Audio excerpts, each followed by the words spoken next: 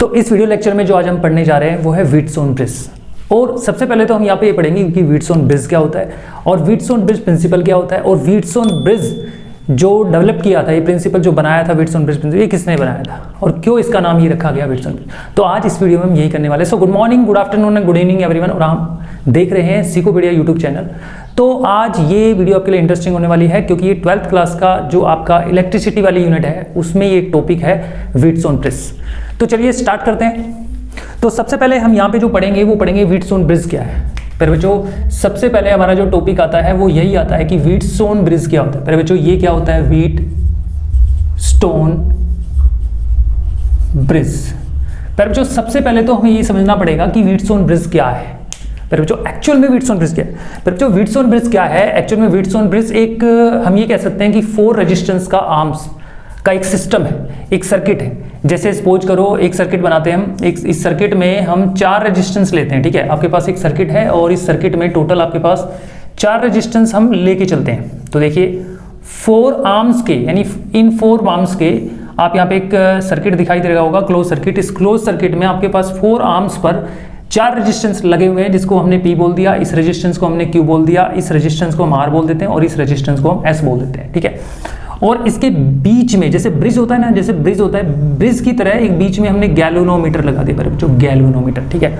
और इस सर्किट को, जैसे कि आपको ये सर्किट दिखाई दे रहा है, इस सर्किट को हमने किसी बैटरी या सेल से जोड़ दिया। फिलहाल हमने इसको एक बैटरी से जोड़ दिया मेरे बच्चों। किसे जोड़ दिया? बैटरी से। पॉजिटिव, नेगेटिव और ये भी वोल्टेज हम इसको सप्लाई करें। पर बच्चों एक्चुअल में यही व्हीटस्टोन ब्रिज है, यही व्हीटस्टोन ब्रिज है। यहाँ पे क्या हो रहा है, 4 आर्म्स ऑफ रेजिस्टेंस है, यानी आप ये कह सकते हैं कि इस सर्किट की 4 आर्म्स है, 1 2 3 4। इन 4 आर्म्स पर जो है 4 रेजिस्टेंस रखे हुए हैं या सिस्टम में जुड़े हुए हैं, कनेक्ट हुए हुए हैं, P Q R S, ठीक है। अब ये 4 रेजिस्टेंस जो है इसके बीच में, इन चारों रेजिस्टेंस के बीच में एक ब्रिज की फॉर्म में एक्चुअल में एक गैल्वेनोमीटर लगा हुआ है, ठीक है। गैल्वेनोमीटर लगा हुआ है। प्यारे बच्चों ये जो सर्किट दिखाई दे रहा है प्यारे बच्चों, ये एक सिस्टम, एक सर्किट जो आपको दिखाई दे रहा है, यही क्या कहलाता है? Wheatstone bridge. अब आप सोच रहे होंगे कि व्हीटस्टोन ब्रिज का नाम व्हीटस्टोन क्यों रखा गया, व्हीटस्टोन ब्रिज क्यों रखा गया। तो प्यारे बच्चों मैं आपको बता दूं कि व्हीटस्टोन ब्रिज का एक तरह से जो डेवलपमेंट था, व्हीटस्टोन ब्रिज जो प्रिंसिपल बनाया था, या ये कह सकते हैं सर्किट का जो एक अरेंजमेंट किया था या डिस्कवरी की थी प्यारे बच्चों, तो एक्चुअल में इस सर्किट का जो इन्वेंशन किया था या डिस्कवरी लगा लीजिए आप, तो इसका एक्चुअल में जो डेवलपमेंट किया गया था वो एक फिजिक्स थे या एक कह सकते हैं एक साइंटिस्ट थे जिनका नाम था सर चार्ल्स व्हीटस्टोन। जो सर चार्ल्स व्हीटस्टोन एक साइंटिस्ट थे, इन्होंने, और एक मैथमेटिशियन थे जिसे हम कह सकते हैं जिसका नाम था Samuel Hunter Christie. Samuel Hunter Christie ने, और ये साइंटिस्ट जो हम बता रहे हैं व्हीटस्टोन, सर चार्ल्स व्हीटस्टोन, इन दोनों ने मिलकर जो है एक सर्किट बनाया और इस सर्किट के अंदर एक अननोन रेजिस्टेंस का मेजरमेंट करने लगे। यानी इन्होंने ये बताया कि भाई ये एक व्हीटस्टोन ब्रिज है, ये एक सर्किट सिस्टम है। इस सर्किट सिस्टम में फिर जो आपको S दिख रहा है, एक्चुअल में ये जो S है इसको बोलते हैं अननोन रेजिस्टेंस। प्यारे बच्चों ये एक अननोन रेजिस्टेंस है। तो इस अननोन रेजिस्टेंस, यानी इस सर्किट में अननोन रेजिस्टेंस का मेजरमेंट करने के लिए ये एक सर्किट तैयार किया गया जिसका नाम था व्हीटस्टोन ब्रिज। तो एक्चुअल में व्हीटस्टोन ब्रिज क्या है? व्हीटस्टोन ब्रिज या ये कह सकते हैं it consist of 4 resistances connected in the form of, या ये कह सकते हैं it consist of 4 arms of resistance connected in shown in figure and galvanometer connected as the form of bridge, that is called a Wheatstone bridge. This is the arrangement of this circuit is called a Wheatstone bridge. यही actual में आपका Wheatstone bridge कहलाता है। अब यहाँ पे अगर हम देखा जाए मेरे बच्चों, इसका एक प्रिंसिपल बनाया गया जिसे हम कह सकते हैं Wheatstone bridge प्रिंसिपल। आप यहाँ पे भी लिख सकते हैं Wheatstone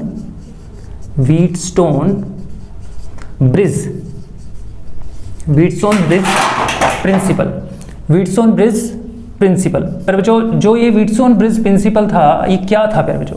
अब आप सोच रहे हैं व्हीटस्टोन ब्रिज क्या होता है? इस तरह का व्हीटस्टोन ब्रिज होता है, इसमें 4 आर्म्स ऑफ रेजिस्टेंस कनेक्टेड होते हैं, उनके बीच में गैल्वेनोमीटर लगा होता है, ठीक है।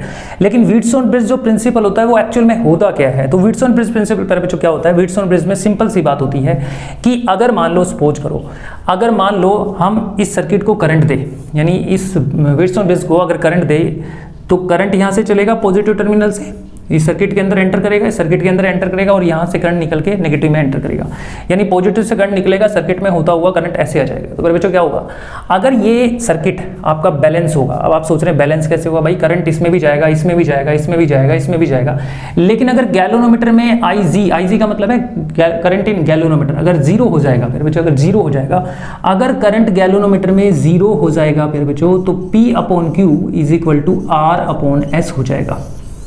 यही प्यारे बच्चों क्या कहलाता है, व्हीटस्टोन ब्रिज प्रिंसिपल कहलाता है।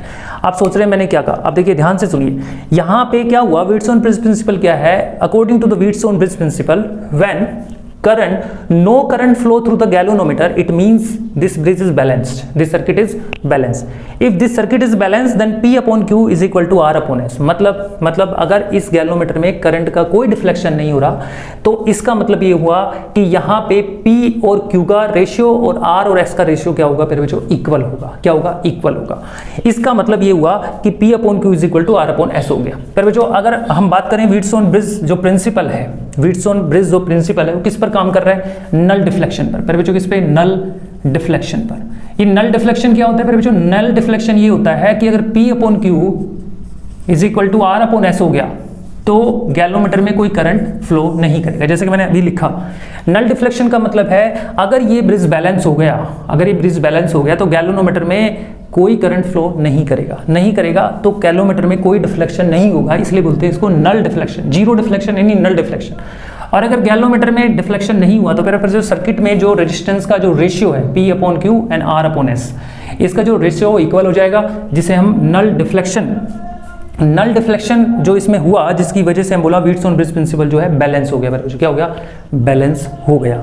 अब बैलेंस हो गया तो यही कंडीशन क्या कहलाती है, Wheatstone bridge principle. What is the Wheatstone bridge principle, Wheatstone bridge principle जैसा कि मैंने समझाया। और एक आता है क्वेश्चन आपका, what is the condition of Wheatstone bridge principle, balance condition of Wheatstone bridge principle. फिर बच्चों यही बैलेंस कंडीशन है, मतलब अगर IG जीरो हो गया तो आपका व्हीटस्टोन ब्रिज में ये P/Q is equal to R/S, इनका रेशियो इक्वल हो जाएगा, यही बैलेंस कंडीशन, यानी आपका ब्रिज क्या हो गया, बैलेंस हो गया। आई होप आपको समझ में आया होगा। अब जैसे एक एग्जांपल ले लीजिए, अब एग्जांपल क्या है, जैसे हमने कोई सर्किट बनाया, फिर बच्चों ऐसे आप सर्किट लेंगे, जैसे हमने एक सर्किट बनाया, ये रेजिस्टेंस ले ली फिर बच्चों, ठीक है, ये मैंने कोई रेजिस्टेंस ले ली, इस तरह से व्हीटस्टोन ब्रिज की फॉर्म में ही हम इसको बना लेते हैं, और ये आपका गैल्वेनोमीटर है, या आप ये कह सकते हैं इनके बीच में एक रेजिस्टेंस हमने और दे दिया, ठीक है, इस तरह से इसको हमने बैटरी से कनेक्ट कर दिया। फिर बच्चों इसको हम क्या कर देते हैं, एक बैटरी से कनेक्ट कर देते हैं, ठीक है, ये मान के चलिए कोई बैटरी से हमने इसको कनेक्ट कर दिया, positive negative V voltage supply कर रहे हैं और करंट इसमें फ्लो हो रहा है बच्चों। अब देखो मान लीजिए 2 ओम इसका रेजिस्टेंस है, 4 ओम इसका रेजिस्टेंस है, 8 ओम रेजिस्टेंस इसका है और 16 ओम इसका रेजिस्टेंस है, और ये 100 ओम का रेजिस्टेंस है। इस तरह से क्वेश्चन मिलेंगे आपको। अब पहले तो इस सर्किट में आप देखिए कि सर्किट में ये क्या है, इसको हम P मानते हैं, इसको हम Q मानते हैं, इसको हम R मानते हैं और इसको हम S मानते हैं, ठीक है, क्लियर है। अब आप सोच रहे होंगे यहाँ तो अननोन रेजिस्टेंस लिखा है, पर बच्चों अगर ये कहने की कोशिश कर रहा है कि अगर ये रेजिस्टेंस दिया हुआ है, ये दिया हुआ है और ये दिया है और ये नहीं दिया हुआ है, तो आप इस फॉर्मूले से निकाल सकते हो। इसका मतलब ये है, आप इसको अच्छी तरह से पढ़ेंगे जब आपको समझ में आएगा अच्छी तरह से। अब देखो ये सर्किट है, पहले तो हम ये देखेंगे ये क्या, ये सर्किट बैलेंस है, पहले देखेंगे सर्किट बैलेंस है, P/Q is equal to R/S हम देखेंगे तो लिखेंगे 2 4, ये 2 है, ये 4 है, 2 4 इज इक्वल टू, फिर बच्चों इसके बाद आता है RS 18 और 16, तो कैंसिल करेंगे तो 1/2 और ये 1/2, इसका मतलब ये बैलेंस है। फिर बच्चों हमारा सर्किट क्या है, हमारा सर्किट बैलेंस है। अगर हमारा सर्किट बैलेंस है तो क्या इस 100 ओम के रेजिस्टेंस में करंट फ्लो करेगा, नहीं करेगा। IG कितना आ जाएगा फिर बच्चों, क्योंकि अगर ये बैलेंस ही हो गया तो करंट जीरो हो गया, गैल्वेनोमीटर में करंट ही फ्लो नहीं करेगा। तो इस तरह से आप देखो व्हीटस्टोन ब्रिज से कितने कमाल का सर्किट है व्हीटस्टोन ब्रिज, और इस व्हीटस्टोन ब्रिज के इस प्रिंसिपल से आप कितनी अच्छी तरह से किसी सर्किट की प्रॉब्लम को सोल्व कर सकते हैं, ठीक है। अब आप सोचिए एक आपका इस तरह का भी क्वेश्चन हो सकता है, जैसे मान लीजिए मैंने इस तरह से कोई क्वेश्चन दिया आपको, ठीक है, आप ये क्वेश्चन देखिए थोड़ा, इस तरह से आपके पास एक क्वेश्चन है, इस क्वेश्चन को देखिए इस तरह से, ठीक है, और मैंने इसको बैटरी से जोड़ दिया, किसी बैटरी से। अब मान लीजिए ये P है आपका, ठीक है, ये Q है आपका, ये R है आपका, ये S है, ठीक है, ये S है, ये मान लीजिए 4 ओम है और ये मान लीजिए 8 ओम है आपका, ठीक है। ये जैसे हम 3 ओम ले लेते हैं और फिर बच्चों ये हम ले लेते हैं आपके पास 6 ओम, और ये जो फिर बच्चों है वो मान लीजिए 1000 ओम ले लेते हैं रेजिस्टेंस, क्लियर है। आई होप आपको समझ में आ रहा होगा। अब आपसे क्वेश्चन क्या किया वो ध्यान से देखिए। आपसे क्वेश्चन ये कर रहा है कि इस सर्किट में टोटल रेजिस्टेंस बताइए, टोटल रेजिस्टेंस यानी RT, यानी सर्किट का टोटल रेजिस्टेंस बताना है मेरे बच्चों। तो इसका टोटल रेजिस्टेंस कैसे आएगा? अब आप पहले तो देखिए, आप सोचेंगे कि ये तो सीरीज में नहीं है, ये भी सीरीज में नहीं है, बीच में आ गया, तो ये तो कॉम्प्लिकेटेड सर्किट बन गया। तो इसके लिए पहले तो देखिए क्या ये सर्किट आपका बैलेंस है। ध्यान से देखिए, तो P/Q is equal to R/S है कि नहीं। देखो 4, यहाँ पे आ गया 8, यहाँ पे आ गया 3 और यहाँ पे आ गया 6, कैंसिल करेंगे तो 1/2, दोनों का 1/2, यहाँ पे देखो 1/2, तो इसका मतलब है 1/2 और 1/2, ये बैलेंस है फिर बच्चों, बैलेंस है सर्किट। अगर सर्किट बैलेंस है तो बताइए क्या 1000 ओम के रेजिस्टेंस में करंट पास होगा? नहीं होगा। तो फिर बच्चों जब होगा ही नहीं तो इसका मतलब इसमें करंट पास ही नहीं होगा। तो क्या इस सर्किट में इसका कोई रोल है? नहीं है।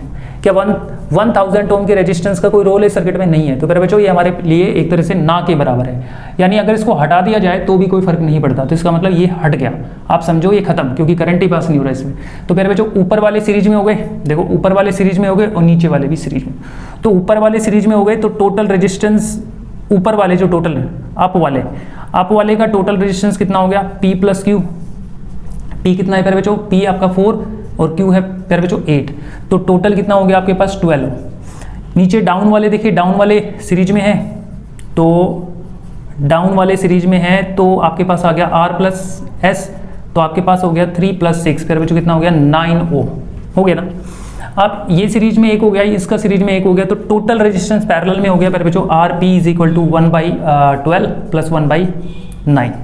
ऐसे कर सकते हैं।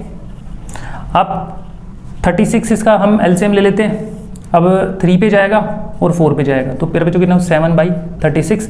तो RP एक्चुअल में हमारे पास आएगा 36/7 ओम। तो इतना रेजिस्टेंस इस सर्किट का आ जाएगा। अब अगर मान लो ये बिट्स ऑन बिट्स प्रिंसिपल का इस्तेमाल अगर यहाँ नहीं होता तो इस सर्किट को सोल्व करना आसान भी नहीं होता प्यारे बच्चों। देखो कितना आसान है। तो इसी तरह से हमारे चैनल के साथ बने रहिए, और ये इस तरह की एक नॉलेजेबल वीडियोस, लेक्चर जो है अपनी साइंस, फिजिक्स, मैथ, अलग अलग सब्जेक्ट के लिए देखते रहिए। Thank you very much.